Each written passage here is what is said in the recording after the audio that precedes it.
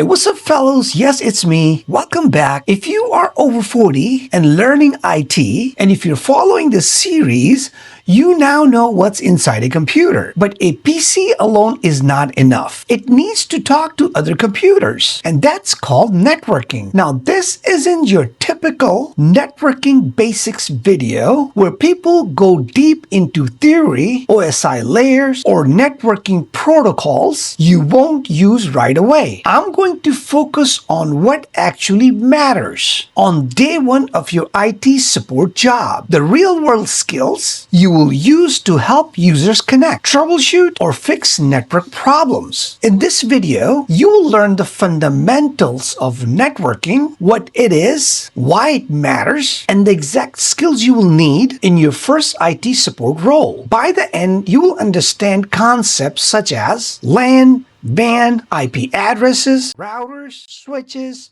Wi-Fi, cables, and basic troubleshooting. Everything you need to keep computers connected and users happy. So are you ready for this? Let's dig. Hey, what's up, guys? So yes, we are here and we're going to talk about the networking basics. Remember, this is not I'm not going to do a deep dive because obviously this is a huge chapter itself, and you can do a reading separately, but I'm just going to cover the basics of networking fundamentals, things you need to know as a beginner for IT. Like for your first day of job, these are the things you should know as a beginner. And then obviously later on, as you go forward with your career, you can learn more on your own. And obviously you're going to need a lot more than that. But I'm just going to cover the basics, things you need to know for your first day. All right, so let's start with the basics. So what is the networking, right? That's a question. Networking simply means connecting devices like computer, printer, and server right here. So you can share information amongst each other. So when you open up a browser or you send an email or print to a shared printer, that's all happening through a network. So we're going to go furthermore into what is networking, but this is the basic concept of it. These devices just talking to each other, basically. So at a very basic level, there are two types of networks you will hear about. One is called LAN, which stands for a local area network, and the other one is called WAN, which is wide area network. So here's a typical example of your LAN network. So this is your internal office or home network, LAN basically, and it's fast, it's private, and it allows employees to share files, printers, and applications efficiently. Everything connected through the router, and obviously we're going to go deep into what is router and all the services. But at a very basic bare minimum, this is what the LAN looks like at home or even at office level. All computers, network printers, and servers on the same floor are connected via LAN. Basically, most IT support works happens within the LAN. So if you work for a small company or medium size, this is what your LAN is going to look like. There's going to be computers connecting to a router, wireless router, basically, to wireless, and then you have wired connection, which is Ethernet. And then I'm going to talk about this further, but this is what the basic look like. Simple. And obviously there's a lot more in here, but a basic home or office network would look like this. And let's say this is your office is in San Francisco, right? This is your small office.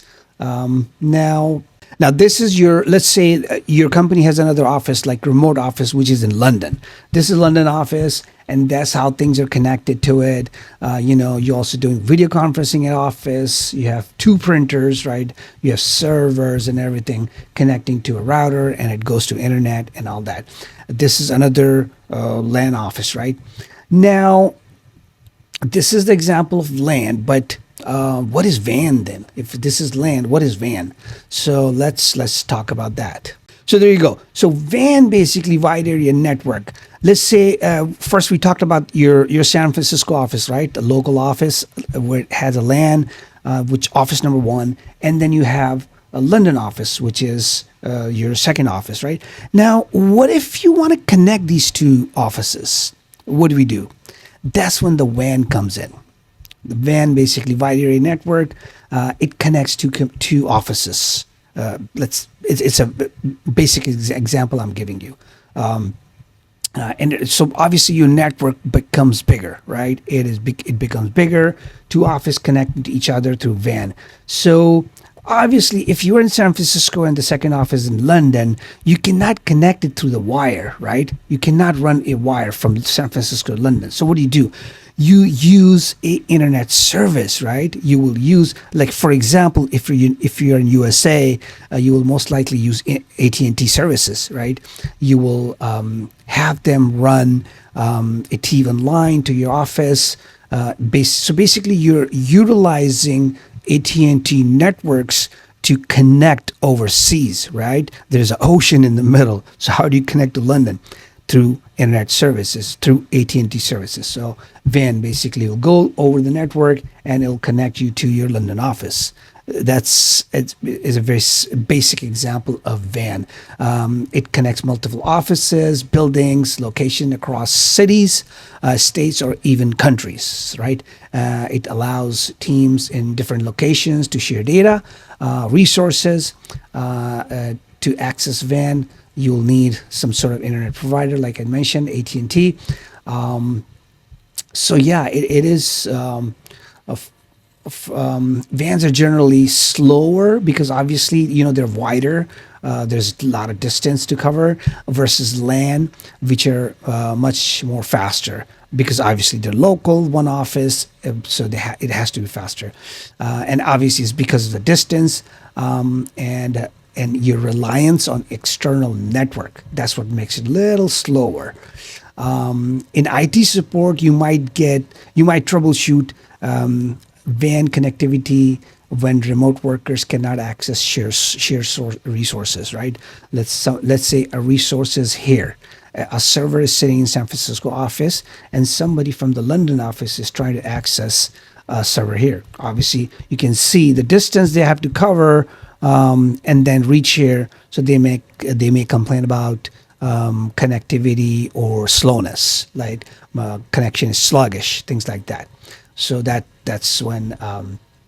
But nowadays, AT&T or Comcast, whatever the service you're using, their systems are just state of the art, man. It is so fast, you barely feel anything.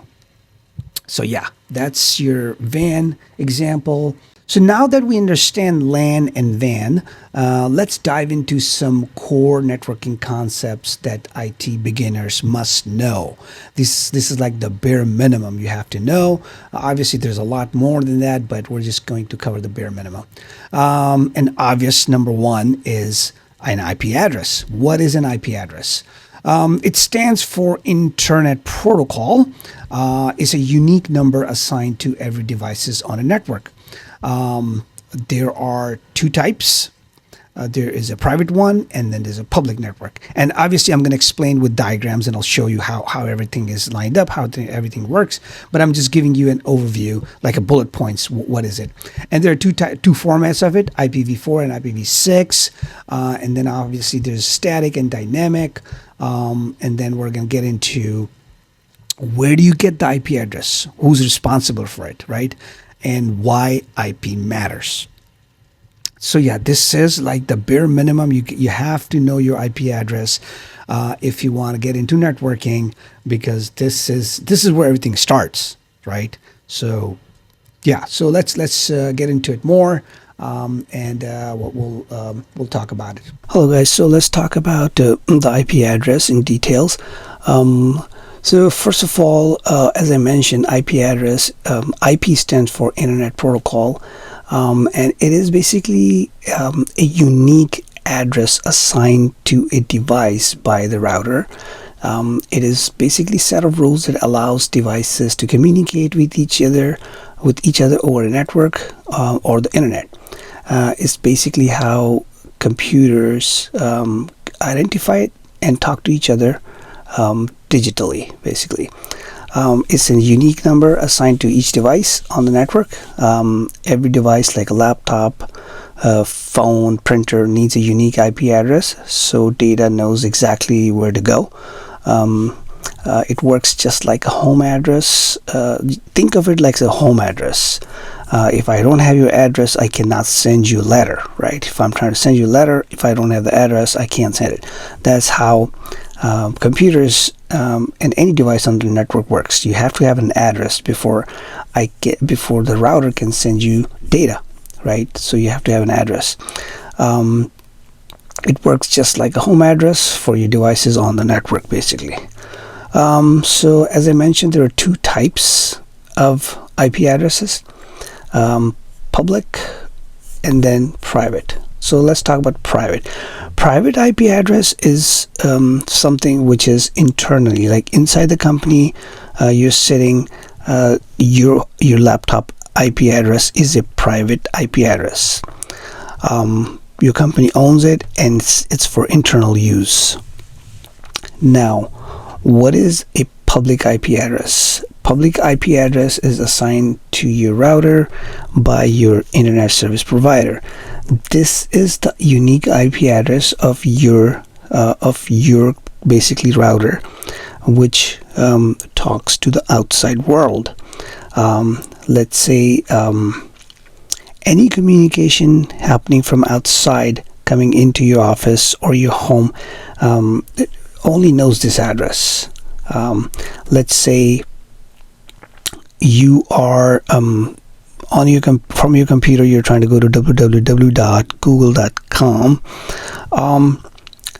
It goes to the DNS, but DNS does not know 172.16 because this is private.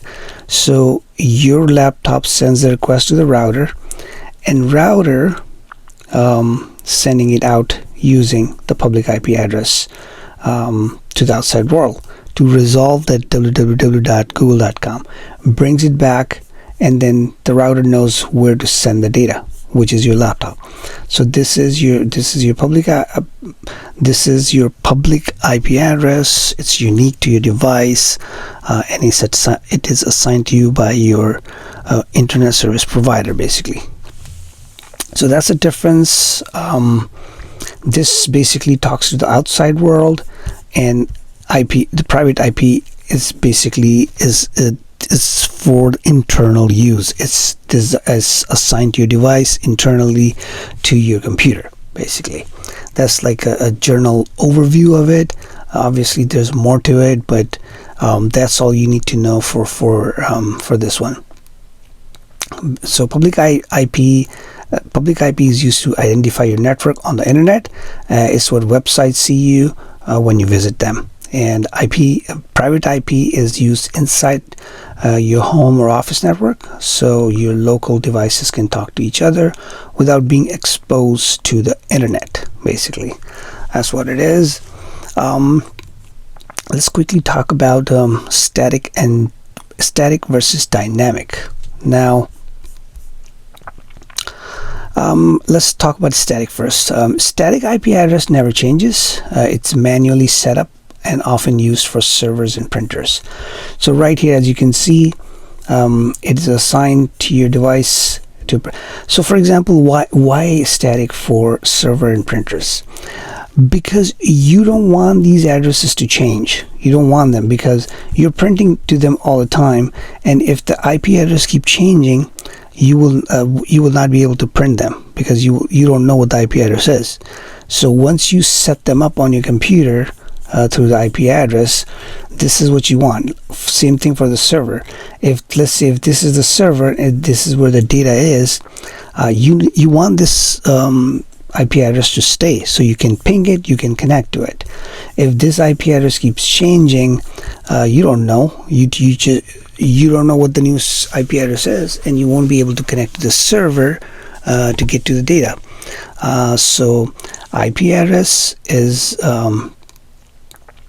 assigned statically, and it stays the same. It never changes unless you go in there and physically change it. Now versus dynamic, it's something like your laptop will get from the router. The way it works is it's temporarily. It's automatically assigned by your router to your device. It is basically leased. It's a leased number. The lease is normally for 24 hours, and once that 24 hour expires, you have to renew the lease, which happens automatically. You don't have to do it. Your laptop talks to the router and says, hey, my lease expired, give me a new IP, and the router assigns you a new IP, which is most of the time the same IP. Unless you reboot your laptop and then reconnect, there's a good chance that you'll get a new IP. Most of the time, if your laptop is on, it's live, you're working on it, and you're renewing the lease, you'll probably get the same IP address. But yeah, it's dynamic. It changes. Static. So for your information, all you need to know is static doesn't change. Dynamic changes. Who gets the dynamic? Usually laptops, iPads, phone, things like that, handheld devices. They receive dynamic. Who gets the static? Printers, servers, routers, switches, things which are permanent. They're not supposed to change. Those are the devices receive static IP address. So yeah, that's the overview of IP address and different types of it. All right, so the next thing is DHCP. This is another core concept of networking. It stands for Dynamic Host Configuration Protocol. So what is it basically? We talked about IP earlier, and the question was, where do you get the IP address? DHCP is the service which is responsible for assigning IP addresses. Now, most of the home IP routers have that service running. So what happens is, let's say this is your laptop, right? Your home or office. You turn it on and you want to connect to a Wi-Fi, right? So you find a Wi-Fi, you connect to it. When you hit connect, what happens? In the background, you are talking to the local router. You're asking router, hey, I'm here and I need internet access. Can you provide me internet services? The router checks you and say, yeah, sure. And router sends you an IP address, basically. Now, you notice I have DHCP service running here. Big companies, or maybe even mid-sized companies, they have DHCP server running separately, which performs basically the same function. That's why I kept it separately. But now all the modern routers, they have that service running. It's fast, it's easy to configure. So this part is sort of like obsolete in a new setup, like startups, small companies. You don't need this because the new routers have this service running. But they perform the same function, right? So what it does is basically it assigns you an IP address. You turn on your, let's say your iPad, right? And you want Wi-Fi. You request, it goes to router, a wireless router, and it assigns you an IP address. So that's how you connect to it. So DHCP basically it automatically assigns IP addresses to devices on a network so they can communicate without a manual setup. Basically, for example, when you connect your laptop to a Wi-Fi network, DHCP gives you an IP address so it can talk to you to the router and internet. Let's say if you connect, if a device connects an IP and your IP address starting with like 169 or something, it means it failed. It did not get it. If you're home, it should start with 192, or if you're at work, it should start with 172 or 10 network, like starts with 10. But at home, if you check your IP address, it's most likely starting with 192. So yeah, this is the function of a DHCP server in a nutshell. Basic. This is something you should know when you start your work. The first day, you should know the basics of DHCP. What is it, and what's the functionality of it? What does it do? Because you will be handling printers and laptops, even tablets, and they all need internet access. So you should know what is happening in the background when they're connecting, what goes on under the hood. Where the IP addresses are coming from, who's assigning them, whatnot. So this is why it's very important that you should know the DHCP, how it works. Now here's another core concept of networking, which is DNS, domain name systems. So what's going on here? DNS, the core function of it, it's basically it translates website names into IP addresses that computer can understand. So basically, think of it as the internet phone book, right? If DNS fails, a user cannot reach websites, even though their internet connection is working fine.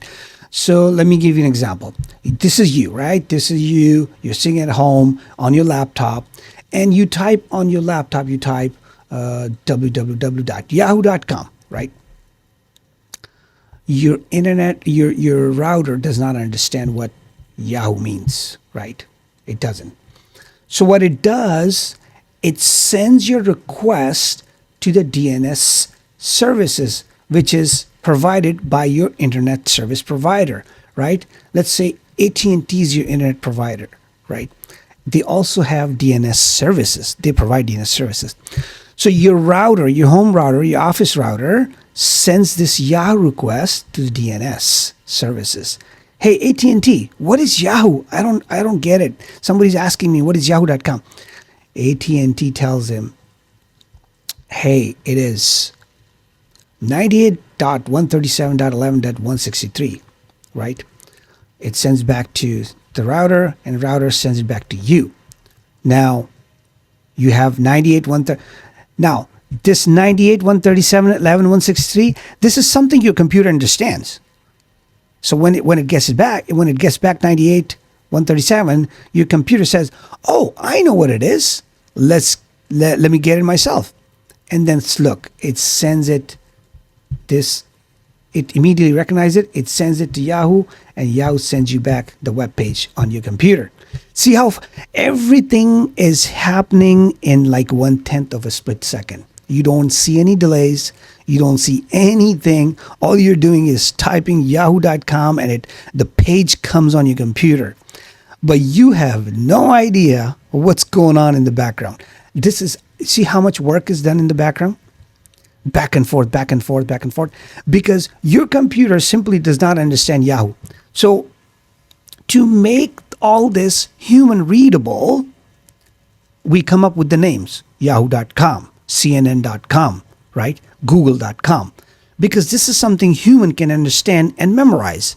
If I were to tell you, hey, yeah, can you go, I saw it on 98.137.1. Oh, yeah, I saw the news on 98.137.11.163. Yeah, I saw the news there. You'd be like, what the heck is that? But if I were to tell you, yeah, I saw the news on yahoo.com, you'll be like, oh, I know what you're talking about. Okay, right? That's the. So we human being came up with the idea to make these IP addresses, convert these into human readable format, which is yahoo.com, right? So this is what's going on here, right? You see, it's a bit complicated, but yet very easy. It looks very easy as a user. So yeah, this is a very simple form. Obviously, guys, DNS is huge. It's huge. There are books out there, and obviously, when you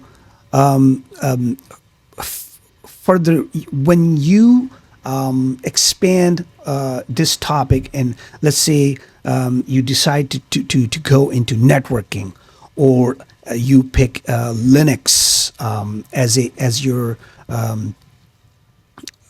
if you learn Linux and you want to go forward with that, like or cloud, or a lot of you are interested in cybersecurity, you gotta know all this. This is going to be your bread and butter. This is going to be your basic, and obviously you're going to be going much deeper into DNS, what it does, the functionality. I'm just giving you the basics. What it does is basically name resolution. It resolves the name. So yeah, this is you should know the basics. Sometimes user will say, hey, I'm typing yahoo.com and I'm getting a blank page. Nothing comes up. But I have internet connection. I am connected. So you will have to troubleshoot that. And I'll tell you how to do that in my next slides. But yeah, those you will get those issues. So this is your DNS. So another core concept of networking that I would like to discuss is called VPN. Stands for Virtual Private Network. So what is it? VPN is basically securely connects remote users to company's internal network. It encrypts all the data, keeping it safe when employees working from home or travel. For example, a remote worker can access the internal file servers just like they were in the office. So let me give you an example. Let's say Robert is at home. This is Robert. He's sitting at home, or he's working from home, but he needs to access the data server which is at the office. Well, how would he do that when he's at home? Well, he will use VPN, which is provided by the company. Your IT will, or you as an IT person will configure that for users on the laptop, and basically you will connect. You hit connect, it goes to your home router, like it connects, and then it hits the company's firewall right here. And firewall, that's where the VPN services are running. They check out your name, they recognize you. Yeah, it's Robert, I'm going to let you in, and they let you in, and then you have access to the internal resources of your company. It basically creates a secure tunnel between your home and the office. So your home becomes your home office. You have access to everything, all the resources which you have at the office. Like you can access servers from home. You can access office printers. Let's say your secretary is at the office, but you're home. But you want to send her a printout. You can print from home, and the printout will show up at the office, and the secretary can pick it up from the office printer. You know what I'm saying? That's how cool it is. So it basically creates a virtual office at home for you. It gives you everything you have access to at your company, basically. That's like a very simple overview of it. But yeah, this is another thing that you'll be dealing with a lot. A lot of people call because working from home is very common now. So a lot of people use VPN service from home. So you will be getting a lot of calls that, hey, I cannot connect. What's going on?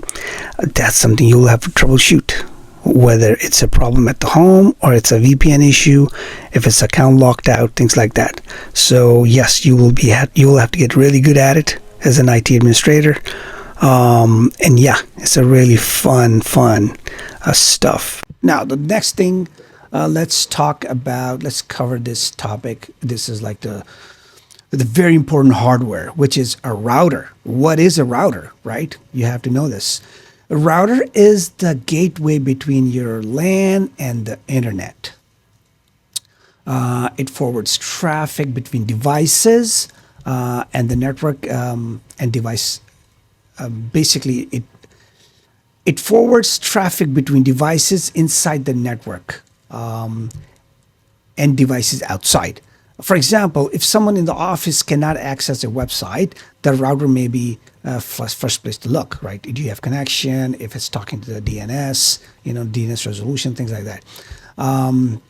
So a router is the device that connects all your home or office devices to the internet and helps them communicate with each other. This is like a simplest form. It takes the internet connection from the router and takes the data right to the device, like a laptop and things like that. When you turn on your laptop, you connect, you're talking to the router, requesting an IP address, it gives you an IP address. So you can call router like a traffic controller. Each device gets its own private IP address because of the router, because it has the DHCP service running.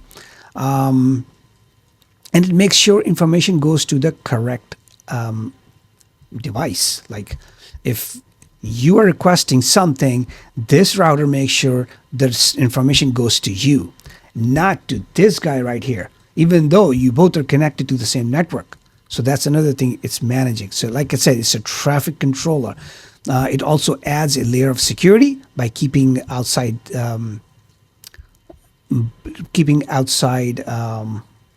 traffic from directly reaching to your device, which is through a firewall. Home router devices have a mini firewall running by default. Now, if you work for a mid-sized company or a bigger company, the firewall service is being controlled by a firewall. There are a lot of companies which provide firewall services. For example, Cisco itself, Palo Alto Networks is another big name. So yeah, those are services provided by they provide firewall services. But at a home, a small office is usually done by the router. There's a built-in service here, and we're going to talk about firewall next. But I just wanted to give you what router does, right? So yeah, making sure data travels safely and efficiently between local networks and internet. Remember how we saw, so this also helps, remember when two LANs were connecting, there were routers involved, because router is a device which talks to the other networks, right? Because this is your point of contact, even at home or office. This is your point of contact for the outside world. Outside world doesn't know who John is sitting in the office. No, outside world only talks to the router, and then router talks to John right here. So yeah, that's it. It brings internet. It does the DHCP services. It performs DNS services for you, talking back and forth. Provides you unique IP addresses. Keep your computer, your network safe. So you can see it does a lot. This is the heart and soul of a company, you can say. So yeah, bare minimum. I'm just showing you bare minimum here, guys.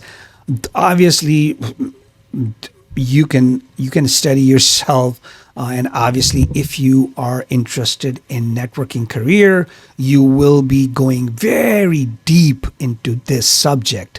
Those of you who are interested in Cisco CCNA or Network Plus, yes, this will come up, obviously. So all the concepts I just mentioned, they'll all come up. You will have to master them if you want to go forward in this. So yeah, make sure you do a good job. I'm just giving you an overview, what it is, what it does. So that's that. Now, the next hardware that you will be dealing with quite a bit is switch. So a network switch. So what is it? This is a typical, Cisco switch that you see the picture of right here. Obviously, Cisco is one of the main manufacturer of switches. There are others out there like HP and even Dell, but Cisco is the king. They're used everywhere, all around the globe. Obviously, their devices are state of the art, very durable, and I deal with them a lot. So yes, so let's talk about what is a switch. A switch basically connects multiple devices within the LAN, making sure data gets to the right place. For example, all the computers in the office floor might be plugged into one switch right here, and which connect to, and then eventually it connects to the router. So a switch is a device that connects multiple computers, printers, and other devices within the same local network, so they can share information and resources. Think of it as like a smart connector, basically, right? It receives data from one device and sends it only to the specific device it meant for, instead of broadcasting it to everyone. So this is basically smart networking, you can say, because switch number one and then switch number two. Let's say they're both in one network, right? Let's say you're sitting on computer A right here on the left hand side. Now, if you want to send a message to computer B, this switch will make sure your message reaches computer B safely, and not only safe but fast. So and the distance, the distance it covers is the shortest, right? So what it does, instead of you sending the message and it broadcasts all over the network and looking for machine B, where's the machine B? It just sends directly to machine B right here. Because remember, in your company, you may have 10 switches, 20 switches. Some big companies have 100, 200 switches, right? So switching makes the networking smart networking. It makes it efficient. It makes it fast, right? So it makes the communication faster and move efficiently, right? In short, a switch helps your internal network devices talk to each other over smoothly without going through the internet, right? So yes, so if so basically that's the bare minimum, and it also expands your network, right? If you want to add, let's say you have devices, there are like more printers that you need to connect, you can just add more switches and just connect directly to them, right? It expands your network. Small companies basically have 3 to 4 switches. Some have only 2 if this is a small setup. Big companies, obviously, they can have 50, 100, 200. It just depends on the size. But it logically divides your network into small networks, right? And makes your networking smarter, faster. It makes it faster. It flows the data faster. So yeah, that's the main. Obviously, it performs a lot of other functions like subnetting and all that. I'm not going to go into that because obviously it is a subject for later on when you get into this field. Those of you who are interested in networking, obviously you will be dealing with switches a lot. So make sure you study this. But at the bare minimum, you should know what it does. It basically makes your network smarter, faster, and logical. Basically, that's your. It divides it into logics. So that's network switch in a nutshell. Now, another aspect of the networking, very important, very, very important, firewall. And those of you who are interested in not only networking, Cisco CCNA, but those of who are into cybersecurity, guys, you should know this. This is what you will be dealing with on a regular basis. So you got to know your firewall. You have to know your firewall. This is very basic, obviously. Yes, there are books and books and books out there that you can read about firewalls, but I'm just going to give you a very basic overview of what firewall is. Is basically, firewall is a security device that protects your network from unwanted or harmful traffic coming from internet, right? It checks every piece of data that tries to enter or leave your network and decides whether to allow or block it based on security rules that you set up here. If you set up here that, hey, do not let any traffic or any traffic from any gambling websites, right? You just set the rule here, if a user try to go to any gambling websites, right, they'll get a blank page, or they'll get a message like website blocked. Guess who blocked it? Firewall. It's blocking. You cannot view it because firewall is blocking it. Who does that? The network engineers usually do that, right? So you can think of it. You can think of it as like a security guard, right? At a building entrance, sitting in there, checking everything, letting only people who are allowed. Other than that, just block everything.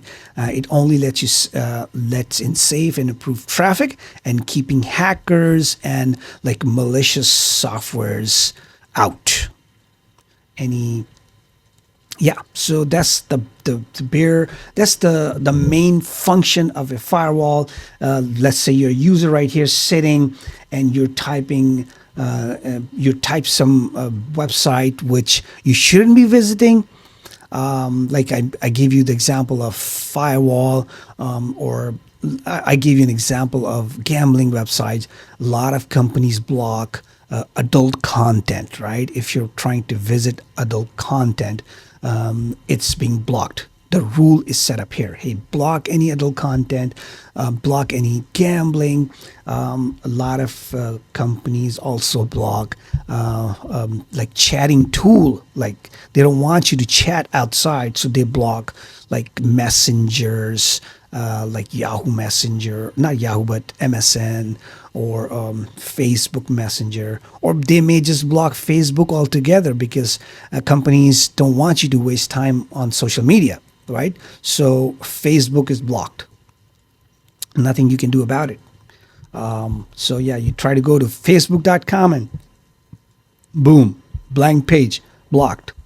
So this is what it does. Firewall basically is the security guard of your company. So yeah, that's a firewall in a nutshell. Internet. You go to internet traffic comes to firewall security guard checks everything good, lets in, goes to the router, and the router gives it to John, sitting on the computer right here, doing nothing. John looks like, looks busy, do nothing.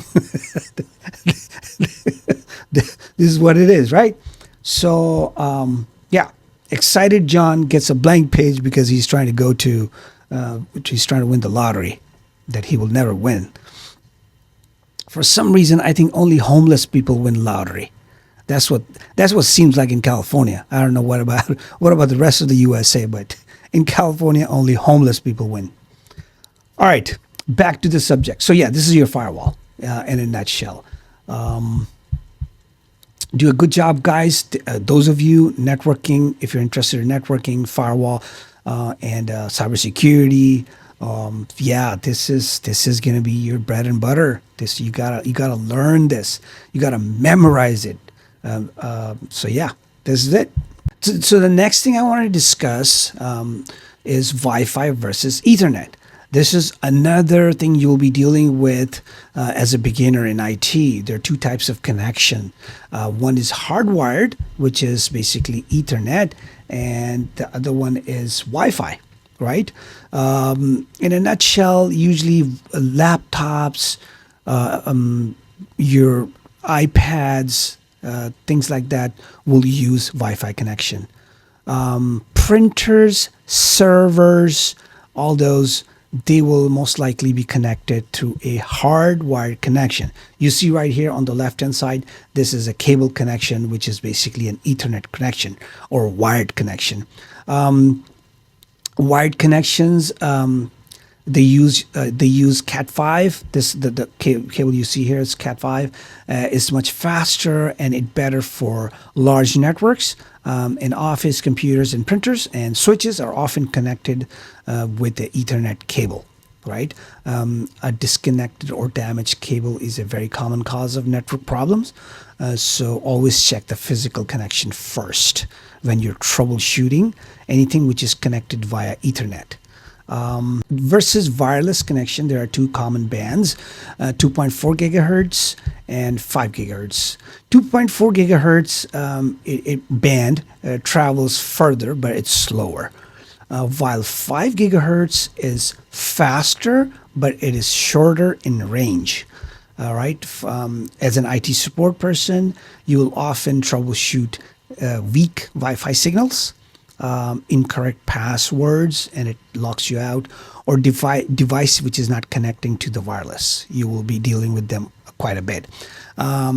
So yeah, let me show you a typical diagram of what Ethernet versus Wi-Fi look like. Hi guys, so in a office setup, this is what Ethernet versus wireless will look like, right? So this is on the left hand side, you have your wireless laptop connected to the router, right? So it connects to the router directly, right? Wireless iPad connecting, anything wireless connecting directly. Now, anything which is Ethernet, which is most likely a printer or a server, it requires hardwired connection, right? Hardwired connection.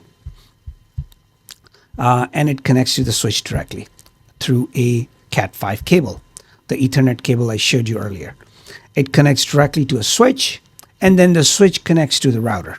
That's how the traffic flows. This is your typical setup in an office setup. Basically, this is your typical setup. Anything hardwired will connect to the switch. Basically, it will connect to the wall, and the wall in the back of the wall, the cable runs through the ceiling and goes to the data center. And in data center, you have switches, and it connects to these ports right here. One of these ports will connect to it. Obviously, I'm not showing you the full diagram, but I'm just giving you the basic concept. Ethernet cables connect to the switches, and then switch feeds into the router. That's your basic network flow, and obviously wireless, it connects to the router, wireless router directly, just like it does at home. Same thing. At work, you have, because router is sitting in a data center somewhere, right? And let's say you're sitting in a different room, which is further away from the data center, then we can expand the range of the wireless through access points. Obviously, something that you will be dealing with. You'll be when you go into the networking field, access points basically expands your wireless connection. But yeah, I'm not showing it here, but that's what it does. So yeah, this is your typical setup at home, at office. So yes. Hello guys. So let's talk about some basic networking commands that you'll be using on regular basis every day. This is like bare minimum, something you need to know on your first day of your work. This is something which is expected of you. And these are very basic, so shouldn't be any problem. So on your Windows, in the search bar, you will type CMD, and hit enter, and that opens up a DOS window basically. Let's just expand it, and over here we'll be typing some commands to troubleshoot. Command number one that pretty much every IT person uses, and you should be familiar with as well, is called ping command. Now, ping stands for PING, ping. The purpose of this command is to test connectivity between your computer and another device on or the website, basically. If you want to talk to if you want to find out if another device on the network is alive, you will basically ping it. You will ping it. It's sort of like saying, hi, hey, are you there? And if the machine replies back, that means it's there, it's live, and not only that, but it also tells you that your laptop or your computer has a live connection. Your internet is working, basically. That's what it does. So how do you use it? Let's say you want to know if your computer is going out, right? It's going out and it can ping things outside the network. That will tell you if you have internet connection or not, right? So you go ping and then space, and it just go www.google.com, right? If you do that, hit enter, and you see how you're getting the replies back. If you get the replies back, see it says reply from, and then that means you have an internet connection. You can ping stuff. So yeah, your connection is good to go. So that's that. The ping command is, that's why it's very important. It's to check the heartbeat on the devices if it's still live. You can also ping another IP address on your network, like 192.68.0.2. If you do that, let's say this is a valid IP, and if you're not getting anything, see request timeout. That means that device is dead. The device you're trying to connect to, it has no heartbeat. It's dead. So you're gonna get a timeout. See, it's request timed out. So that's why it's this command is very important. So make sure you do a good job learning it. You'll be using it on regular basis. Now, command number 2, which you should be very familiar with, is called ipconfig. Now, ipconfig, that's how you spell it. And the purpose of this command is to basically display your computer's IP address and other network details. Being an IT guy, you should always know what is the IP address of a device, either your personal device or the device you're working with or trying to troubleshoot. Now, how do you find out the IP address of the device? You will find out through this command, ipconfig. You do that and you hit enter, and you will get the IP address of the machine right here. IPv address, and this tells you this is the IP address, right? Right here. Sorry. So this is how you find out. You come here, and basically, since you're connected to the wireless IP address right here, IP4 address, 192.168.0.17. This is the IP address of your device. Now, yeah, like I said, this is very important that you should know how to find out the IP address of a device. And this is the command you'll be using. This is the command you may be telling the user if you want to find out their IP address. You will ask them to type it in the command prompt and find out the IP address, so you can ping that IP address from your computer to make sure what's going on. You can also connect to that IP address to that device and troubleshoot it. So that's why it's very important that you should know how to use ipconfig. It also tells you not only IP address, but subnet mask and default gateways. So yeah, it gives you all kinds of information, and as an IT guy, you should know how to use it. Another important command is called nslookup. This is how you spell it, nslookup. So why do we use nslookup? It looks up the IP address of a domain name or vice versa. So let's say if I say nslookup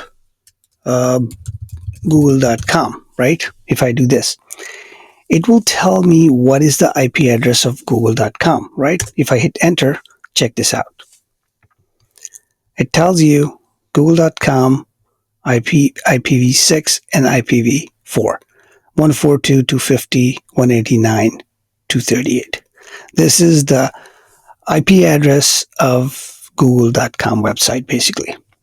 It is very handy. It's very, very powerful command. And when do you use it? You use it when you suspect DNS issues on your laptop, like when websites will not load up by name, but works by IP. Yeah, so that could be a DNS resolution issue. So yeah, this is very handy, guys. Make sure you get this, just memorize it, and you should know how to use it. So yeah, that's another important one. So the next one we're going to talk about is tracert.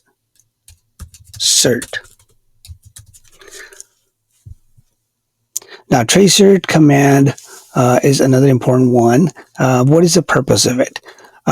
It shows the path your data takes to reach a destination. Let's say you're trying to reach a website or a device, and it's just taking forever. It's very slow. So you want to find out, because obviously your data, when you're trying to reach something, it's not smooth. Like, it's not you ping it or you try to connect it, and um, it takes a lot of hops to get to it, right? And when the data returns, it takes a lot of hops to come back to your laptop. So you want to see what hops it's taking, how many stops it's taking to reach the destination and come back, and where is the delay, basically. And then that makes your job easier when it's time to troubleshoot. So let's say if I go tracert space google.com and hit enter, and look, it is telling you how from my laptop to google.com, how am I reaching this, and how long it's taking. MS means milliseconds, and then basically, yeah, right there, it tells you how many hops it took to reach the destination.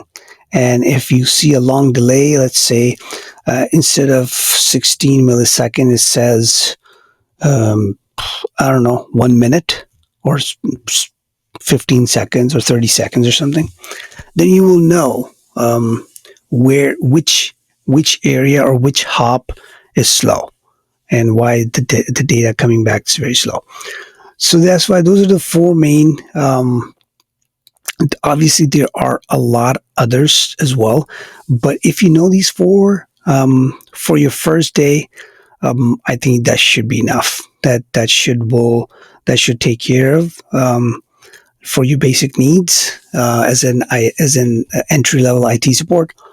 As you go deep into networking career, cybersecurity career, you'll be learning a lot of new commands, and you'll be going deep in these commands and different ways to use them, basically.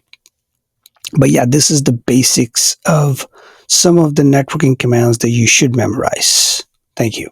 So that's networking fundamentals for you. One of the most important real-world skill in IT. Mastering these basics will give you the confidence to troubleshoot real network issues and help users keep their systems running smoothly. Keep practicing these hands-on skills, because more comfortable you are with them, the faster you'll be able to solve the problems on the job. In the next video, we'll dive into Active Directory for beginners, where you will learn how to create users and manage accounts, groups, and permissions, an essential skill for IT support roles. Guys, remember, it's never too late to start a career in IT. Your experience, determination, and consistency are your biggest advantage. Keep going and you'll be ready to succeed in IT. So that's it, folks. If you like today's content, make sure you give me a thumbs up and subscribe to this channel. Until next time, take care of yourselves and others,